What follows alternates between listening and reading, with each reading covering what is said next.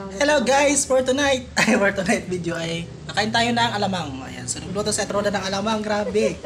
Ayan, so matagal na rin kami ninakain ng alamang. Last time lang yung may mangga, pero binili lang namin yun. Binili ko lang yung alamang, yung parang lang, Mario Fiesta, parang ganun. Pero ito is homemade na alamang. Yan, ito yung itsura. Wow, ayan o guys oh. Ang dami, kailan maubos to? Yan, ang dami guys, so ang sarap oh. Ayan, di ba? So ito 'yon siya. Tapos with love ang pagluto. Di ba? Kasi ganoon naman talaga pag di ba? Homemade with love, di ba? Yan.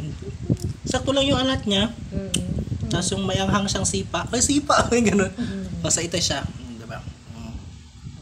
Tapos may kanin tayo dito. Ayan.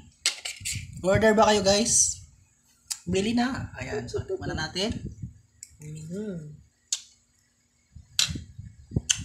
Dumangangahan na konti pero masarap. May halo siyang karne, di ba karne? Tapos alamang, tapos sili, tapos ano pa? Luya. O yan, luya. Condiments, ikaw nang bala kung lagay mo. Luya, bawang, sibuyas, ganyan. So masarap siya guys. Kumbaga 7 out of 10. Ayan, gano'n siya. Pero pag nilagay mo to sa gulay, like lagay mo sa sa tawag ito, pinakbet, o kaya magluto ka ng pritong isda, nilagang okra, nilagang kaya pinritong talong, ganyan, nabis to guys, perfect, 10 out of 10.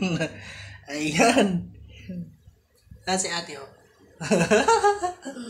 Cute. Diba? Thank you for watching and kain tayo muna.